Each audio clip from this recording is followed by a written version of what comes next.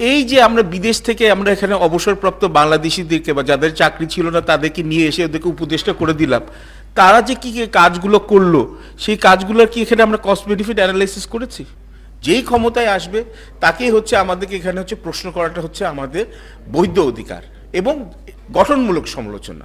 একটা জিনিস তো সত্যি কথা, এবং এখানে অনেকে আছেন যারা বহু বছর ধরে, যখন আমরা স্কুলে পড়তাম তখন থেকে ওনারা সুশীল সমাজে প্রতিনিধিত্ব করছেন, এবং যেগুলো হচ্ছে অস্বস্তিকর কথা, মানে হচ্ছে ক্ষমতায় যাদের কাছে আছে আনকমফোর্টেবল ট্রুথ, তারা বলে যাওয়ার চেষ্টা করেছেন, আপনারা অনেকেই করেছেন।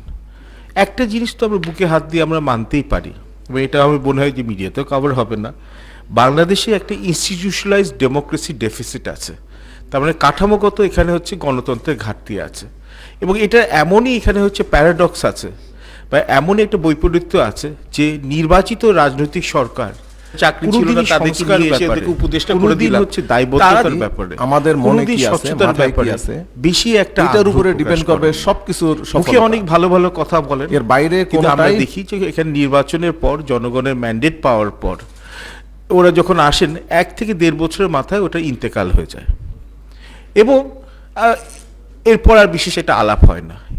কিন্তু আমরা এটাও দেখেছি অন্যদিকে যে আপনার যখন কেয়ারটেকার গভর্নমেন্ট আসে, বা মনে করুন যেটা মিলিটারি ব্যাকড কেয়ারটেকার গভর্নমেন্ট আসে, দুইটা আইটারেশনে আসে, তখন কিন্তু আসলে আমরা দেখি স্বচ্ছতা দায়বদ্ধতার ব্যাপারে একটা প্রবল একটা এখানে একটা প্রক্রিয়া দেখা এখানে একটা আমরা দেখি, যেটা আবার জিল্লুর ভাই যেটা বললেন, আপনারা আমরা সবাই আমাদের মনে আছে যে এখান থেকে অনেক ভালো কাজে সুপারিশ হয় এবং সুপারিশটা সুপারিশেই থাকে।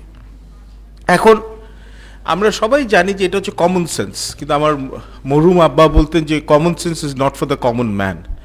আপনার যদি স্বচ্ছতা থাকে, দায়বদ্ধতা থাকে, বা সুশাসনের প্রক্রিয়াটা থাকে, শুধু শাসন না, সুশাসনের প্রক্রিয়া, তাহলে জনগণের জন্য এখানে হচ্ছে এটা লাভজনক।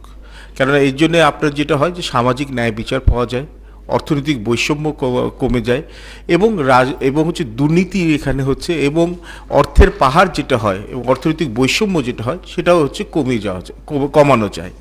তো তার জন্য এটাকে কমানোর জন্য এখানে প্রত্যেকটি রাজনৈতিক দলের নানান ধরনের কমিটমেন্ট আছে। এবারও বোধহয় এখানে যত রাজনৈতিক দল নির্বাচনে যারা এখন অংশগ্রহণ করছে তারা অনেকগুলো ম্যানিফেস্টো দিয়েছে, কিন্তু কিছু প্রশ্ন থেকে যায়, এবং এটা সামনে নির্বাচিত সরকারের যেই হবে তার যদি নির্বাচন হয়, সুষ্ঠু নির্বাচন হয়, তখন আমরা করব।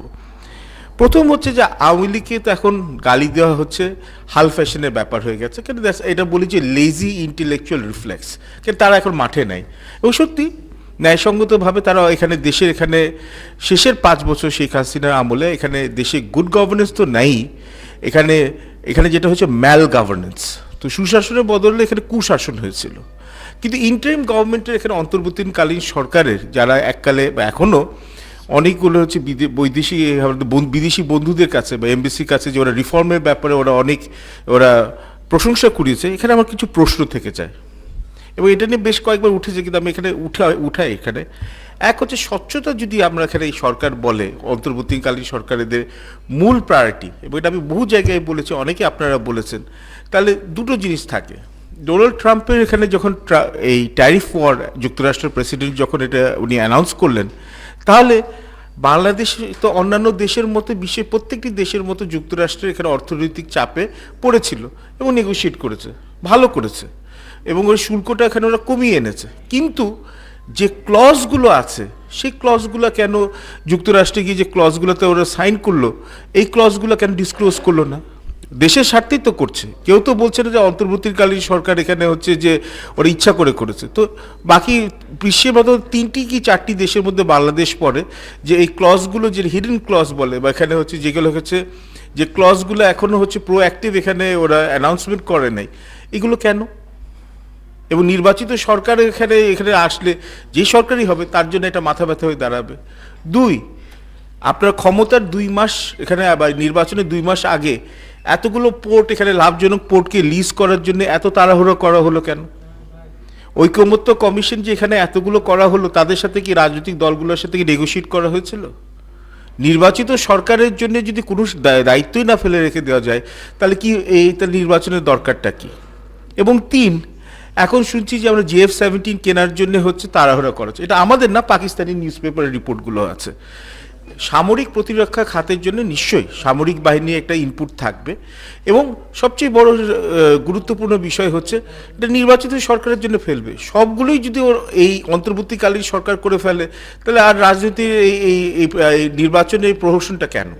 এই যে আমরা বিদেশ থেকে আমরা এখানে অবসরপ্রাপ্ত বাংলাদেশিদেরকে বা যাদের চাকরি ছিল না তাদেরকে নিয়ে এসে ওদেরকে উপদেষ্টা করে দিলাম, তারা যে কি কাজগুলো করলো সেই কাজগুলোর কি এখানে আমরা কস্ট বেনিফিট অ্যানালাইসিস করেছি? আমার কিন্তু সমস্যা নেই ডায়াসপোরাকে নিয়ে নেওয়া।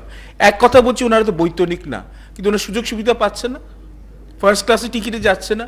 এই যে বড় ইনভেস্টমেন্ট সামিট করে ফেললাম, এই ইনভেস্টমেন্ট সামিট থেকে আমাদের দেশে ক টাকা বিনিয়োগ আসছে? এবং এই প্রশ্নগুলো কিন্তু আমাদের করতে হবে। আপনি যখনই বলেন উনি গ্লোবাল আইকন, আমি এই ব্যাপারে আমার অত্যন্ত আমার এখানে হচ্ছে এটা আপত্তি আছে।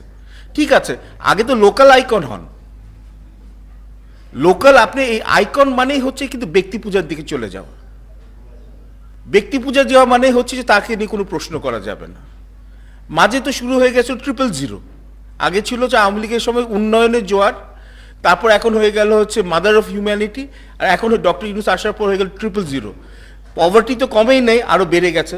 প্রফেসর সেলিম জান বলবেন এখানে অনেক কারণ থাকতে পারে। আপনার হচ্ছে আনএমপ্লয়মেন্ট তো কমেই নেই, আরও বেড়ে গেছে। আর ঢাকা শহরে পলিউশন আপনি AQI দিয়ে দেখতে পারেন।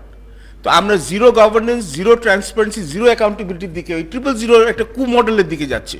শূন্য স্বচ্ছতা, শূন্য দায়বদ্ধতা এবং শূন্য সুশাসন, এইরকম কিন্তু আমরা প্রক্রিয়া যাচ্ছি না। অন্তর্বর্তীকালীন সরকারের কাছে কেন আমরা এখানে সমালোচনা করব? কেন আমরা দেশের হচ্ছে কনসার্ন নাগরিক, যেই ক্ষমতায় আসবে তাকেই হচ্ছে আমাদেরকে এখানে হচ্ছে প্রশ্ন করাটা হচ্ছে আমাদের বৈধ অধিকার এবং গঠনমূলক সমালোচনা।